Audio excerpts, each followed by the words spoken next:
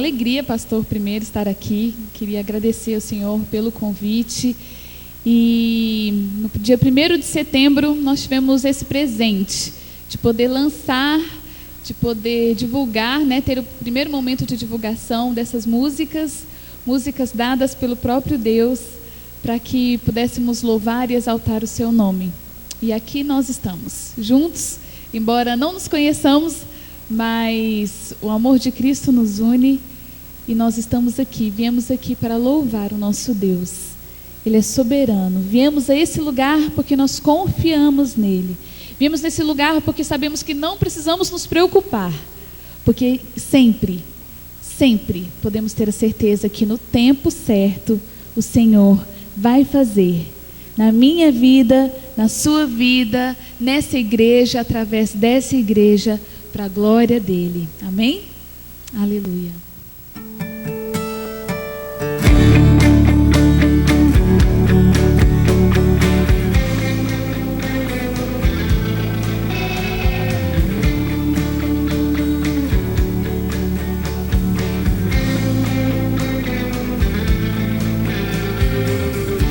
Se abre ao som da sua voz, pouca comida alimenta uma multidão. Os cegos vêm com um simples tocar. Todos os dias os lírios vestidos são. Sua palavra me ensina a inteiramente me entregar, a confiar de todo o coração, a derramar-me em seu altar. Soberano é o nosso Deus, a minha vida em suas mãos está. Com atenção olha os seus, e aquilo que eu preciso Ele dá. Não preciso preocupar, tudo pro meu bem coopera. No tempo o Senhor fará, Ele fará.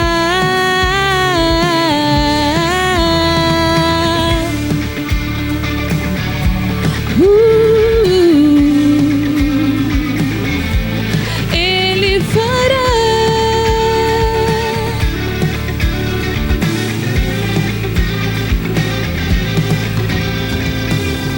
Mas se abre ao som da sua voz, pouca comida alimenta uma multidão. Os cegos vêm com um simples tocar. Todos os dias os lírios vestidos são. Sua palavra me ensina a inteiramente me entregar, a confiar de todo o coração, a derramar-me em seu altar. Soberano é o nosso Deus, a minha vida em suas mãos está. Com atenção olha os seus, e aquilo que eu preciso Ele dá. Não preciso preocupar, tudo pro meu bem coopera. No tempo o Senhor fará, Ele fará. Você pode cantar comigo? Soberano é o nosso Deus, a minha vida em suas mãos está. Com atenção olha os seus, e aquilo que eu preciso Ele dá. Não preciso preocupar, tudo pro meu bem coopera. No tempo o Senhor, tudo pro meu bem coopera. No tempo o Senhor, tudo pro meu bem coopera. No tempo o Senhor fará, Ele fará. Oh, Ele fará, Ele fará. Amém? Na minha vida, na sua vida, no tempo o Senhor fará. Glória a Deus. Amém. Está conosco também nosso irmão Josimar. Ele é presbítero da Igreja Presbiteriana Nacional, também é presidente do Sínodo de Brasília e professor do nosso seminário aqui em Brasília também. Ele, nós convidamos para que viesse pregar e, na verdade, o que nós fizemos? Nós convidamos o pacote completo. Então convidamos a Glênia, que gentilmente aceitou o convite para cantar aqui na igreja, e conhecemos um pouquinho do trabalho dela, e eu aproveitei também e abusei um pouco e convidei o presbítero Josimar para que trouxesse a palavra, trouxesse uma mensagem então à igreja. E eu quero convidá-lo então para que fale um pouquinho mais, né, dele, se assim desejar, e aproveite a apresentar a esposa.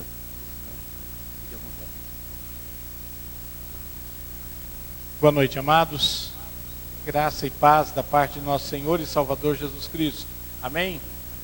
Quero dizer da minha alegria em estar com os irmãos nesta noite. Convite muito amável do reverendo Baltazar para que pudéssemos compartilhar com os irmãos daquilo que Deus tem feito, daquilo que Deus faz e daquilo que, por certo, o Senhor continuará a fazer em as nossas vidas. Eu me alegro em ter hoje em minha companhia a minha esposa, Alessi. Pedi a Alessi que ficasse em pé para que pudesse ser vista e conhecida pelos irmãos. Nós estamos casados há 31 anos e ao longo desse período Deus tem nos dado a bênção de ter na companhia, na amabilidade da Alessi, também uma parte que se envolve muito com a nossa vida, dentro daquele propósito que Deus tem para cada um de nós. Também está conosco a Glênia, conheceram agora com a apresentação, já em 2 músicas. A Glênia é a nossa filha mais velha, é o presente inicial que Deus deu ao nosso lar, né? E alegro-me muito em ter a Glênia. Fica de pé de novo, Glênia. Pronto, beleza.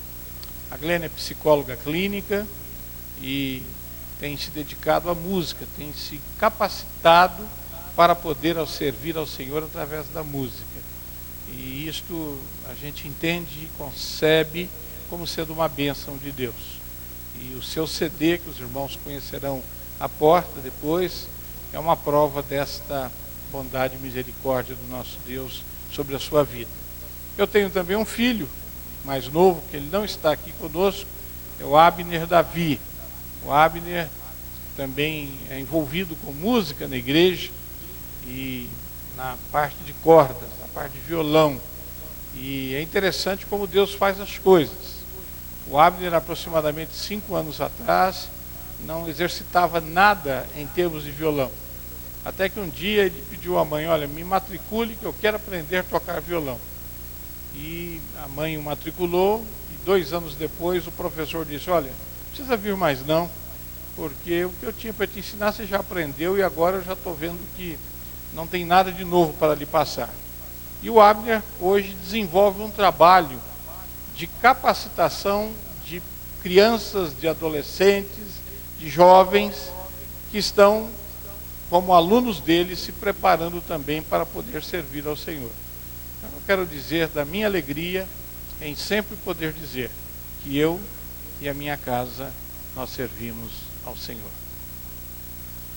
Trago aos irmãos um abraço muito fraterno da nossa igreja, a Igreja Presbiteriana Nacional, lá no 906 Sul, e sempre é uma alegria quando podemos também ter a oportunidade de visitar outras igrejas. Já estive aqui no encontro há 1 ano atrás, aproximadamente, e agora Deus me dá a oportunidade de retornar aqui.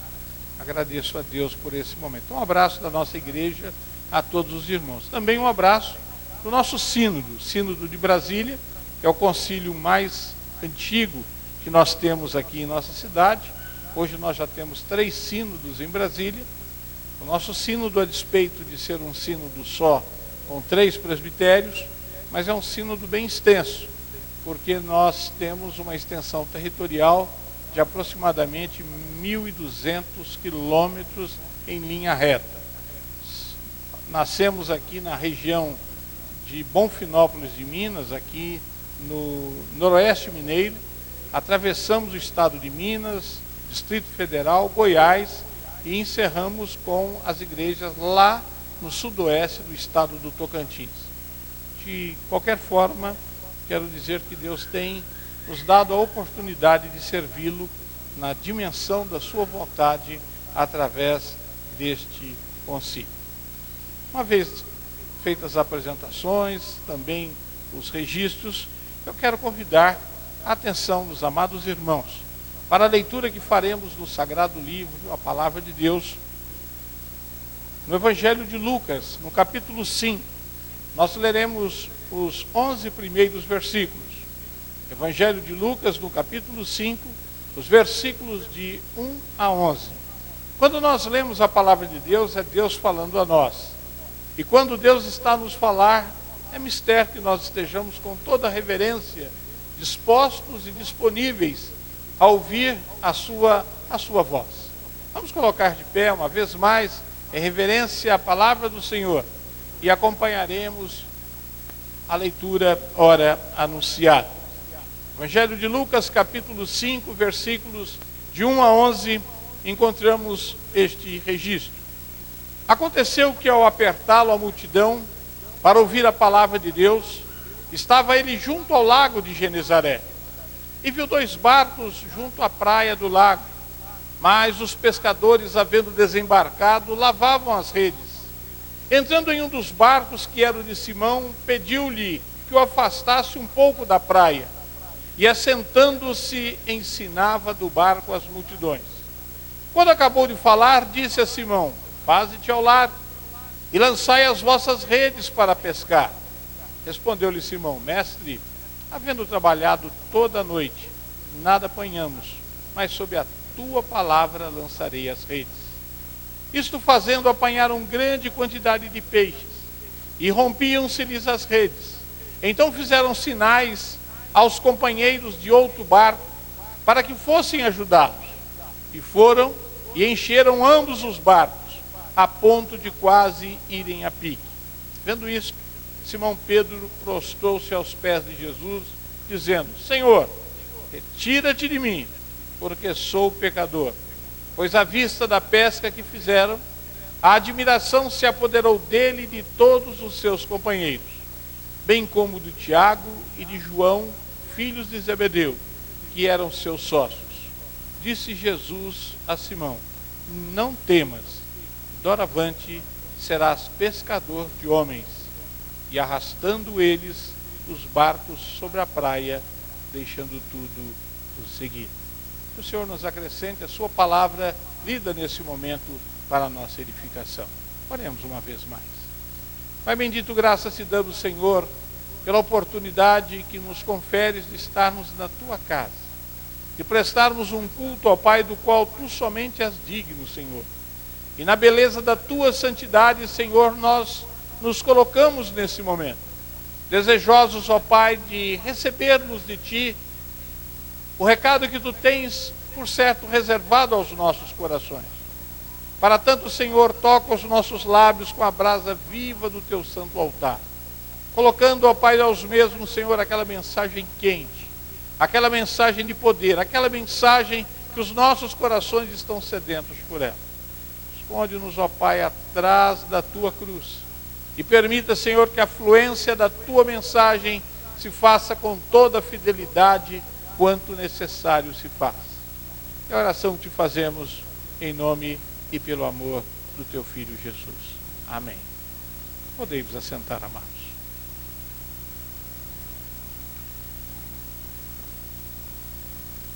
A minha origem, ela se faz numa região à beira do Rio Doce, lá na região de Minas Gerais, ou das Minas Gerais, próximo a Governador Valadares.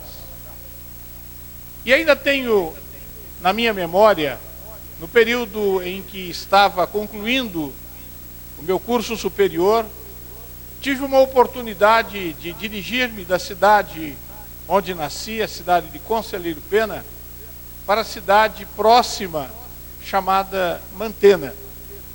E a estrada, uma estrada ainda não asfaltada, estrada de terra, estávamos indo num jipe, e ao longo daquela caminhada e daquela empreitada até a cidade de Mantena, em conversa com aquele motorista, eu lhe fiz uma pergunta de algo que eu havia tomado conhecimento não fazia tanto tempo, da existência de um monte chamado Monte do Garrafão, e da existência de algo esculpido na pedra daquele monte, mais especificamente o número 4.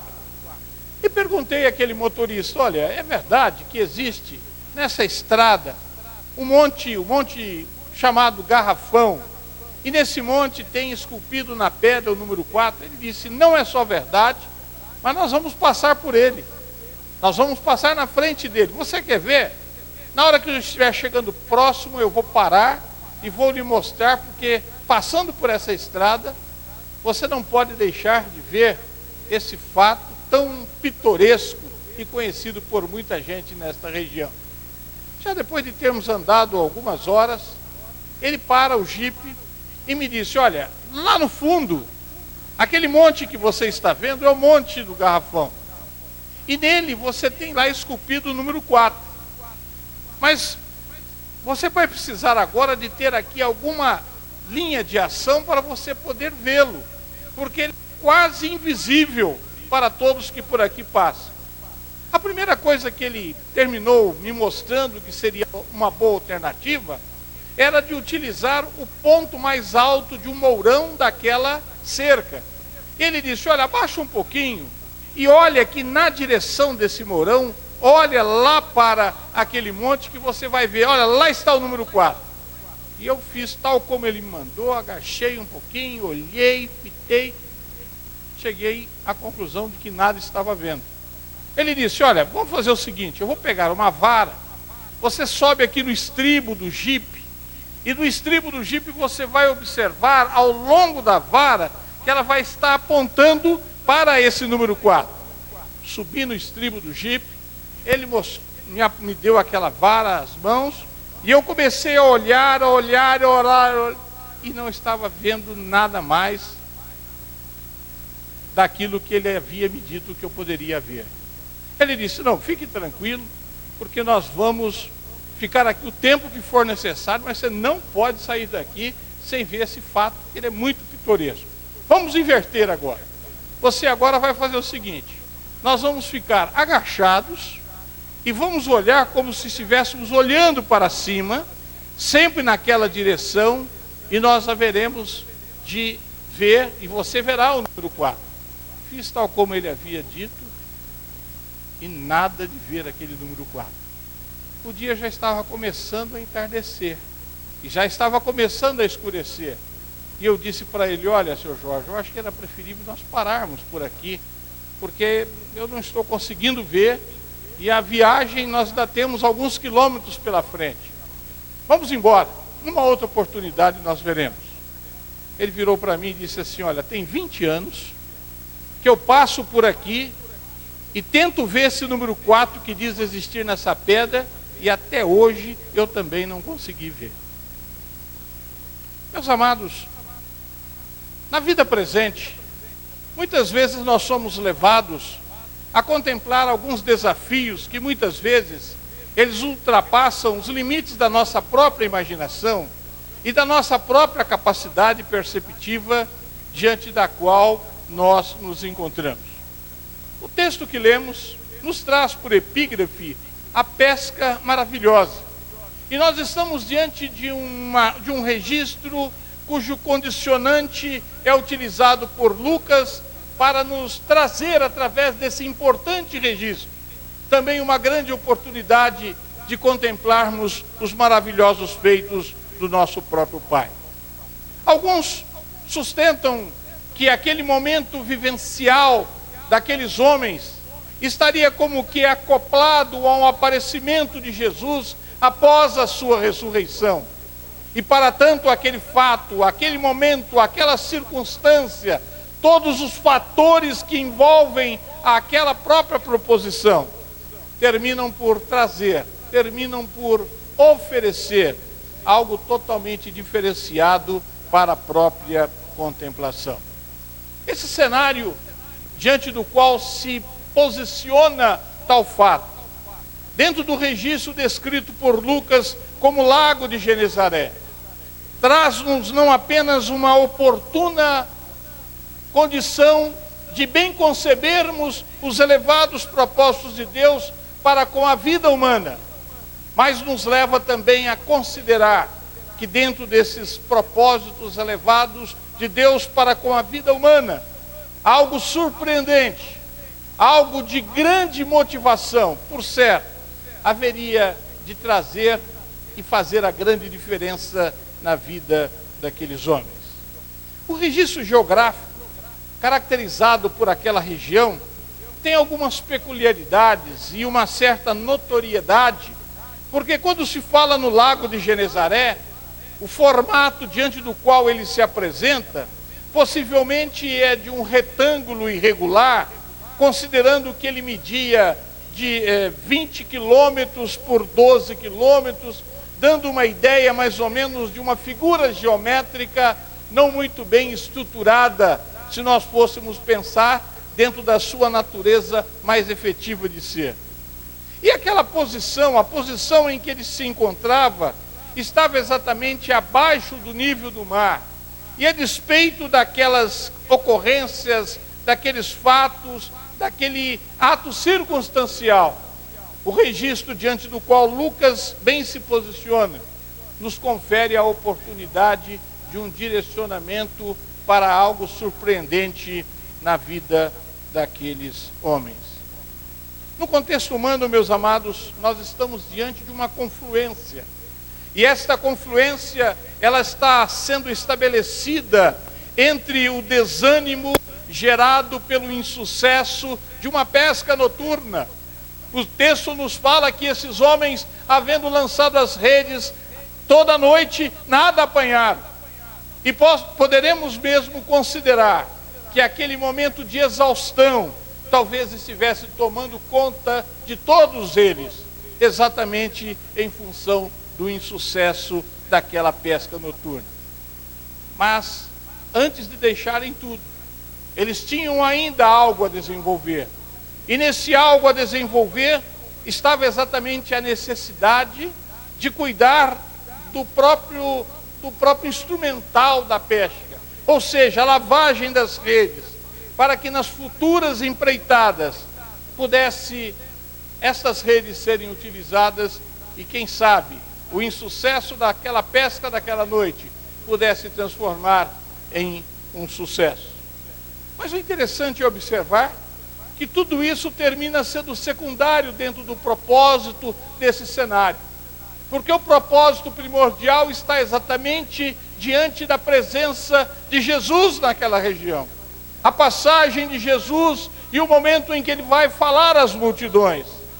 Por isso, aquela realidade caracterizada por aquele insucesso, por uma possível frustração, isso tudo termina ficando em segundo lugar diante daquela grande oportunidade de se desfrutar da presença de Jesus.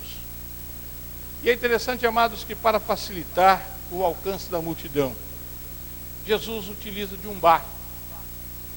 E a ordem do Senhor foi para que um daqueles barcos fosse trazido para a praia, mais para dentro da praia, para que ele pudesse utilizá-lo, para que ele pudesse também contemplar melhor a multidão. E o texto nos diz que ele, assentando-se no mesmo, ele passou a ensinar e a instruir a todos os presentes. Eu quero convidá-los nesta noite, quero convidá-los nesta oportunidade, para juntos caminharmos vivendo um desafio. Vivendo um desafio.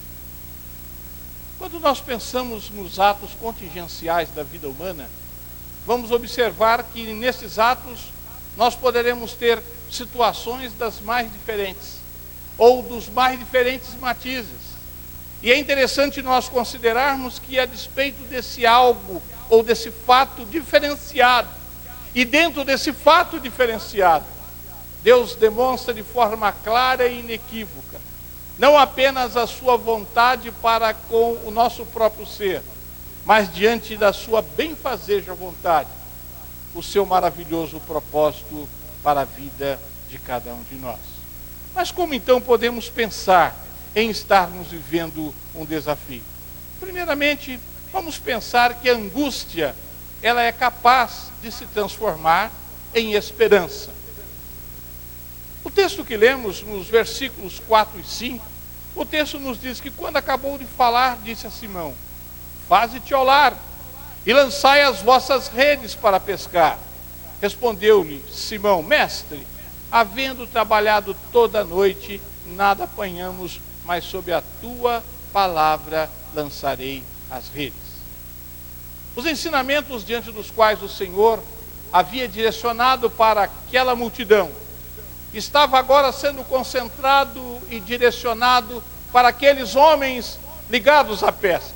E é interessante observar que a palavra do Senhor a Pedro foi uma palavra incisiva e bem direcionada. Ou seja, retorne às águas, retorne à pesca. E é interessante observarmos, meus amados, que a primeira resposta ou a primeira manifestação por parte de Pedro foi exatamente de querer estabelecer uma linha de resistência. E esta sua resistência talvez estivesse como que muito mais acalentada pelo insucesso daquela noite de pesca, onde nada haviam pego. Mas é interessante nós observarmos que é dentro deste contexto, é mesmo diante de um procedimento que poderia estar sendo encaminhado para uma repreensão velada. É dentro desse contexto, talvez cercado pela dificuldade em bem entender aquilo que o Senhor pretendia para as suas vidas naquele exato momento, que eles terminam não desobedecendo, mas eles terminam exatamente criando linha de consciência em bem realizar a vontade do Pai. Interessante, meus amados, porque a jornada noturna, ela sempre foi considerada para os pescadores como sendo a melhor para a prática da pesca.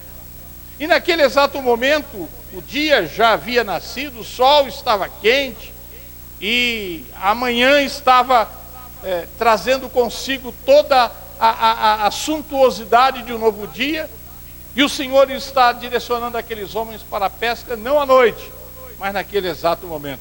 Voltai às águas, lançai as redes, buscai os peixes. E é interessante nós observarmos que aquela hesitação inicial de Pedro, ela transformou-se em um ato de obediência. Muitas vezes, meus amados, nós somos assim, ou somos levados a agir desta maneira. Num primeiro momento, o nosso ímpeto é talvez de resistir. No primeiro momento, talvez a nossa tendência seja de mostrar inconformismo, indiferença. Mas é interessante nós observarmos e sentirmos que o propósito de Deus, ele ultrapassa os limites da nossa própria percepção, para nos colocar diante de algo que na sua natureza frontal não é apenas abençoado, mas é também abençoador a todos indistintamente. Paulo, na sua carta aos Romanos, no capítulo 11, no verso 33, no momento de grande exaltação, não apenas a ação daquilo que Deus fez, daquilo que Deus faz, mas perante aquilo que Deus haverá de continuar a fazer, não existe em os seus lábios outra palavra, senão aquela de reconhecer os soberanos feitos de Deus. E por isso a sua palavra é enfática em dizer: ó profundidade da riqueza, tanto da sabedoria como do conhecimento de Deus, quão insondáveis são os seus juízos e quão inescrutáveis os seus caminhos. Provavelmente esta é uma realidade que você já tenha se confrontado com ela. Esta é uma realidade que nós precisamos nos confrontar com ela. porque precisamos e devemos ter consciência de que a ação de Deus para com o nosso próprio ser, ela ultrapassa a barreira do nosso entendimento, para bem direcionar aquilo como o Senhor quer desenvolver na vida de cada um de nós. John Stott, ao comentar esse texto, ele traz um posicionamento singular, e ele nos diz que a sabedoria de Deus, que está escondida em Cristo, foi manifesta na cruz, embora para os humanos isso pareça loucura, e é revelada em seu propósito de salvação. Portanto, se foi a sabedoria de Deus que planejou a salvação, é a riqueza de Deus que a concede. Além disso, a riqueza e a sabedoria de Deus, além de profundas, são na verdade insondáveis, suas decisões impenetráveis e seus caminhos inescrutáveis. Muitas vezes nós estamos querendo explicar a nós mesmos aquilo que está no controle do Senhor. Muitas vezes nós queremos trazer para a nossa vivência, para o nosso ato vivencial, aquilo que está além da nossa própria capacidade. E para tanto devemos ter consciência, para tanto devemos ter também a certeza de que esse propósito maravilhoso, diante do qual o Senhor tem nos colocado, é para que o exercício da sua vontade seja plena em as nossas vidas. A exaustão era exatamente uma das referências daqueles pescadores. O cansaço era uma outra referência da vida daqueles pescadores.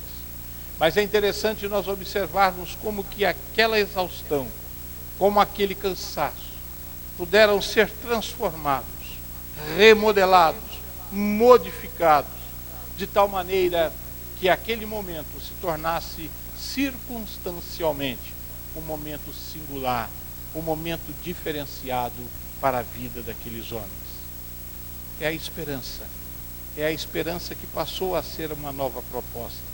É a esperança que terminou representando para aquelas vidas como sendo a benfazeja vontade de Deus revelada na efetividade do seu querer e da própria natureza do realizar de forma tão clara e tão decisiva.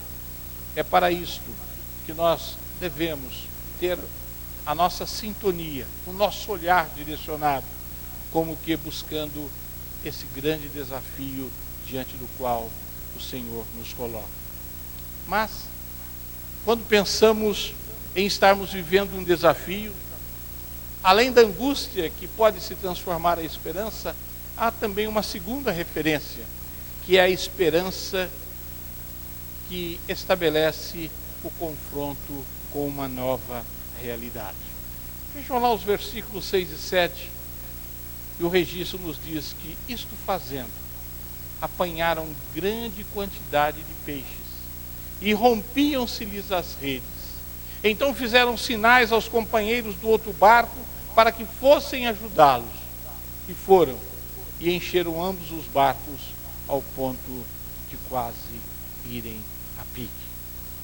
Meus amados, a obediência é sempre o maior aliado que o ser humano pode ter para as grandes conquistas. Todas as incertezas que momentaneamente possam nos assolar, possam nos incomodar, possam de repente até nos desafiar, elas precisam ser colocadas dentro de um plano secundário, para que nós possamos dar oportunidade para que a manifestação clara e inequívoca da vontade do nosso Deus se faça notória em o nosso próprio ser. Aquela pesca não era noturna. Aquele novo momento não se estabelecia na noite escura, mas ele se estabelecia na claridade do dia, no novo dia. E é interessante nós observarmos a mudança conceitual que isso provoca na vida daqueles homens. É interessante nós pensarmos que, a despeito de toda aquela natureza gerada na fragilidade do insucesso, o Senhor os fortalece, o Senhor os desafia para um momento auspicioso diante do qual eles precisariam estar.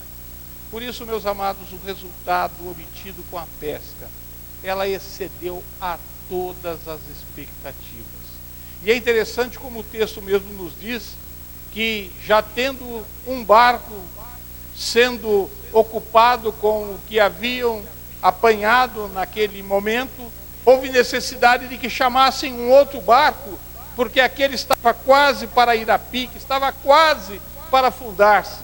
Ou seja, era necessário até de se restabelecer o padrão para o transporte, tendo em vista o numeroso número estabelecido pelos próprios peixes. É mais interessante pensarmos que muitas vezes nós somos muito levados e dados a pensar nas questões momentâneas e circunstancialmente imediatas. E muitas vezes nos esquecemos que o tempo de Deus, ele se estabelece dentro da soberania e da efetividade da sua maravilhosa vontade. Uma coisa nós deveremos ter certeza, é de que muitas vezes o não diante do qual o Senhor tem nos colocado é exatamente para nos dar um livramento que Ele mesmo já tem propiciado para a nossa própria existência. Mas aquele momento era singular.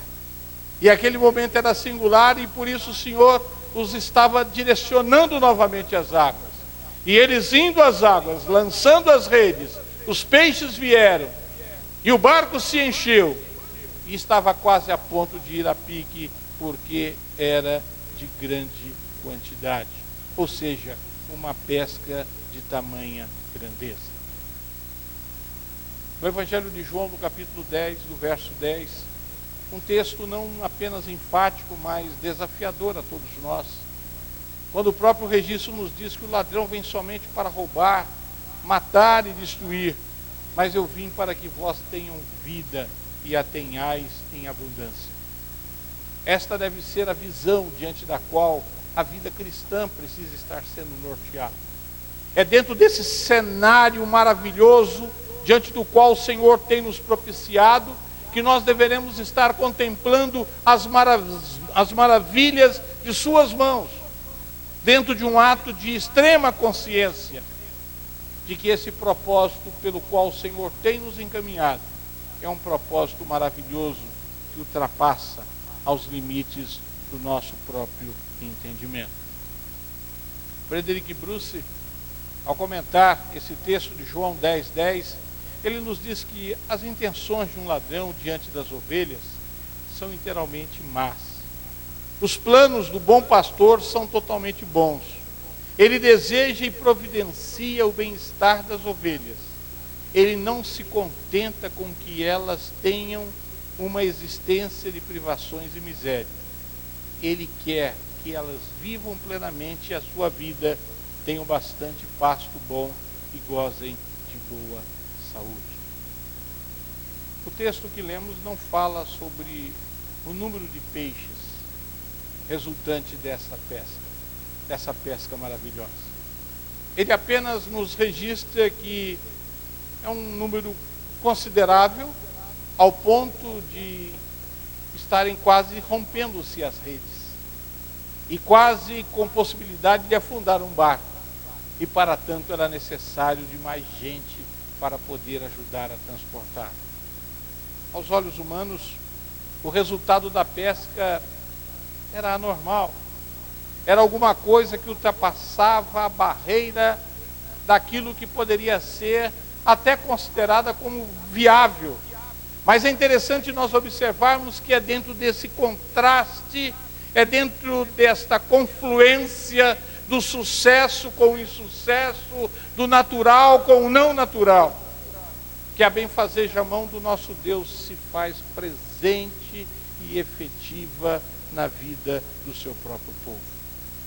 Todas aquelas técnicas pesqueiras, elas foram jogadas ao chão, elas foram abominadas, deixadas do lado, para que tão somente a voz do Senhor Jesus pudesse representar o marco decisório para a vida daqueles homens.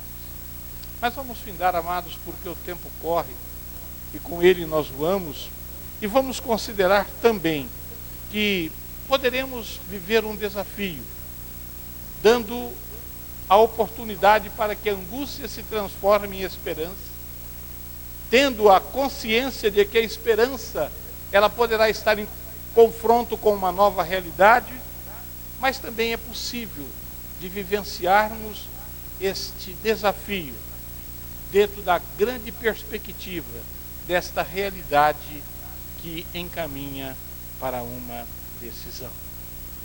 O texto nos diz lá nos versículos 9, 10 e 11: pois à vista da pesca que fizeram, a admiração se apoderou dele e de todos os seus companheiros, bem como de Tiago e João, filhos de Zebedeu, que eram seus sócios.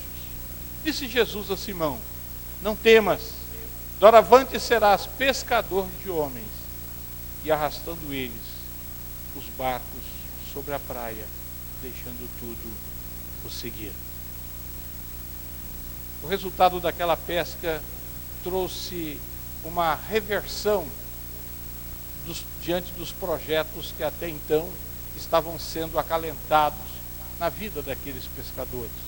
Poderia mesmo dizer que o fascínio por aquele momento terminou sendo tão pertinente, tão singular e tão oportuno, que algo deixou-os maravilhados diante daquilo que eles estavam contemplando.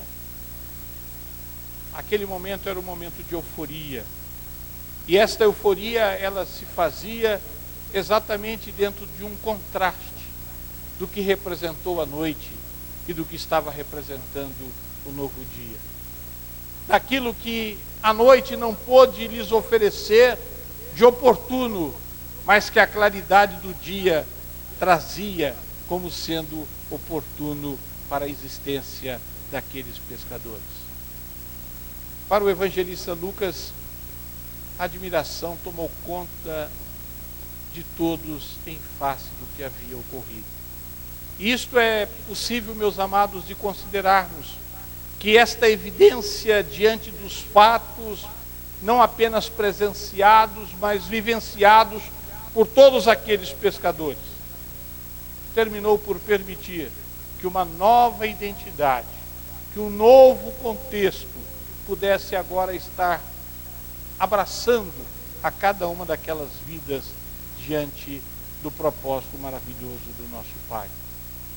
Aqueles pescadores estavam sendo convidados, conclamados, intimados, para que a partir daquele momento eles deixassem de ser meros pescadores de peixes, mas para que a partir daquele momento eles se tornassem pescadores de homens, para que a partir daquele momento eles pudessem servir com maior expressividade ao reino do próprio Pai.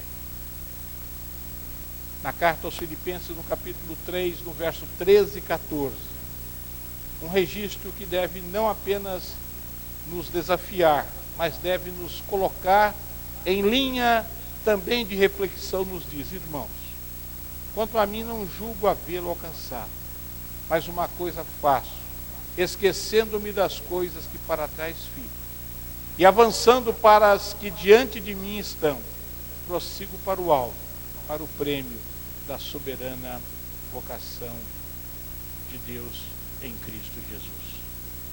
Ralph Martin, ao comentar esse texto, ele diz que soberana vocação é um chamado, e esse chamado é um chamado irresistível, esse chamado é um chamado intransferível, esse chamado é um chamado que não pode ser renunciado, e por isso mesmo, ao ser pronunciado pelo juiz supremo, na ocasião da coroação do vencedor, após ter ele ganho a corrida, pode referir-se à conversão de Paulo, quando a voz divina falou-lhe do caminho de Damasco, e ele obedeceu.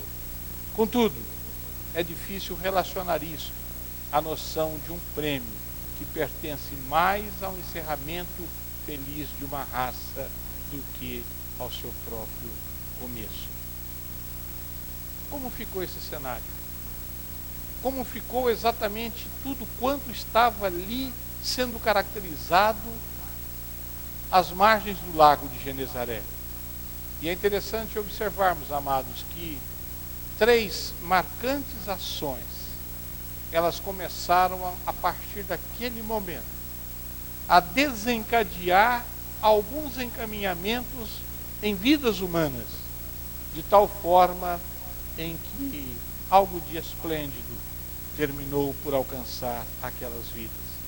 A primeira delas, porque o primeiro ato foi de arrastar os barcos para a praia. Esse foi o primeiro propósito do Senhor Jesus, quando disse: olha, trazei os barcos para a praia. E ele entrou em um dos barcos para falar às multidões. O segundo, o texto nos diz que eles deixaram as atividades de pescadores. Ou seja, a partir daquele momento eles estavam sendo intimados, chamados pelo Senhor. Olha, vocês não vão pescar mais não são mais pescadores de peixes. Agora vocês serão pescadores de homens. Mas a terceira referência, e com ela nós temos que considerar a grande natureza desse chamado, se faz porque eles seguiram, deixando tudo, como o próprio texto diz, e arrastando eles os barcos sobre a praia, deixando tudo, o seguiram. Esse convite, meus amados, ele chega até nós, em pleno século 21, a despeito do que somos, do que temos e daquilo que queremos. Esse chamado, ele chega a mim e a você indistintamente, dentro de um propósito que Deus quer usar-nos aqui e agora, dentro de um ato de integral submissão à sua vontade. Mas talvez esteja faltando para nós uma decisão tão radical como aquela daqueles homens, que o texto termina dizendo que eles, arrastando os barcos sobre a praia, deixando tudo, o seguiram. Eu estava relendo por esses dias a biografia de David Livingstone. David Livingstone, conhecido talvez esse fato por muitos dos irmãos, está exatamente na característica daquele britânico que resolveu abraçar o grande desafio e de dirigir-se para a selva africana, não apenas para poder cuidar do corpo, mas também para levar o remédio para a alma de muitas pessoas que ali viviam. E foi exatamente dentro desse contexto que um homem com a cultura de David Livingstone, médico, teólogo, deixou talvez toda a comodidade para a vida humana lá na Inglaterra e terminou embrenhando-se lá na selva africana para poder realizar a missão diante da qual ele tinha consciência do seu chamado. David Livingstone ficou perdido na selva durante muitos anos e resolveram criar uma expedição com aproximadamente 200 homens para vasculhar a selva africana e achar esse homem, e até que o encontraram. E quando o encontraram, ele já estava com 58 anos de idade, esquelético, doente, próximo da morte, e a primeira preocupação foi cuidar do seu corpo, alimentá-lo, trazer linhas de resistência para a sua própria existência. E depois daqueles homens terem cuidado dele por algum tempo, disseram: Mr. Livingstone, vamos embora. E a sua palavra foi: não posso ir embora, porque a minha missão, ela ainda não se encerrou. Aquela expedição foi embora, David Livingstone ficou por ali, e dentro daquela missão que ele tinha consciência do chamado de Deus para a sua vida, ele terminou tendo nas suas rotinas algo que era acompanhado por aqueles companheiros que o viam a cada dia, a cada manhã, a cada tarde, a cada noite. Mas eis que um dia observaram que o sol já estava quente, já estava pindo, e David Livingstone não havia aparecido na aldeia. E resolveram ir até a sua casa e bateram. E ele não respondeu. E arrombaram a porta e entraram. E encontraram morto de joelhos à beira da sua cama. Aqueles nativos não tiveram outra atitude senão de tirar da parte humana aquilo de essencial para guardar com eles. Tiraram todas as vísceras, abriram seu corpo, tiraram todas as vísceras e terminaram enterrando debaixo de uma frondosa árvore que depois, em 1902, terminou dando lugar ao Memorial Livingstone. O seu corpo, com toda a ação rudimentar daqueles homens, terminou sendo lavado com aguardente, salgado e secado no sol. Faltava uma urna mortuária e eles terminaram arrancando uma árvore, cortando uma árvore e fazendo como que uma urna mortuária, carregando por um bom período até embarcá-lo em um navio para que ele pudesse ser levado para a Inglaterra, onde está sepultado hoje na abadia de Westminster. O tempo passou e resolveram produzir um documentário sobre a vida de David Livingstone.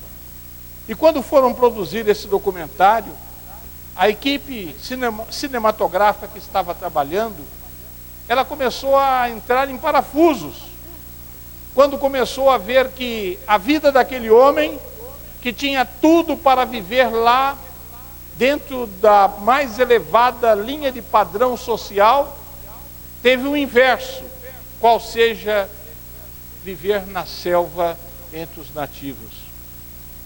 E terminaram por consultar uma agência missionária, perguntando o que leva alguém a agir como agiu David Livingstone. E a resposta daquela agência missionária, ela foi enfática e direta. O que o inspirou, mantendo sempre fiel à sua missão, foi o amor de Cristo. Muitas vezes, meus amados, nós estamos cercados de toda a comodidade, estamos cercados de toda a facilidade, estamos tendo ao nosso lado, ao nosso redor, disposições outras, e muitas vezes nos tornamos apáticos diante daquilo que o Senhor tem e quer fazer na vida de cada um de nós. Para aquele motorista, o Sr. Jorge, já está na glória, e um dia eu quero abraçá-lo lá. Para ele, era importante ver o número 4 naquele monte do Garrafão. Porém, ele queria mostrar alguma coisa que nem ele tinha visto. Às vezes, nós estamos agindo desta maneira, querendo levar às pessoas uma palavra que ela não fez efeito ainda no nosso ser. Vamos começar por nós e assim darmos vazão à ação do Espírito a partir da minha vida, a partir da sua vida. Vivendo um desafio. É o desafio que eu quero deixar para você nesta noite.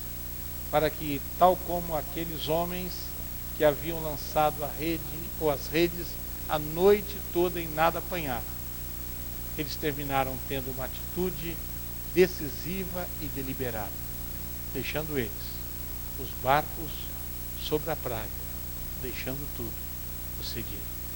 Que Deus possa nos abençoar, que como igreja do Senhor, nós estejamos sendo capacitados dia após dia para realizar a grande obra diante daquilo que o Senhor já tem realizado na minha e na sua vida, não para que venhamos marcar a nossa existência, mas para a honra e glória do seu santo nome. Amém.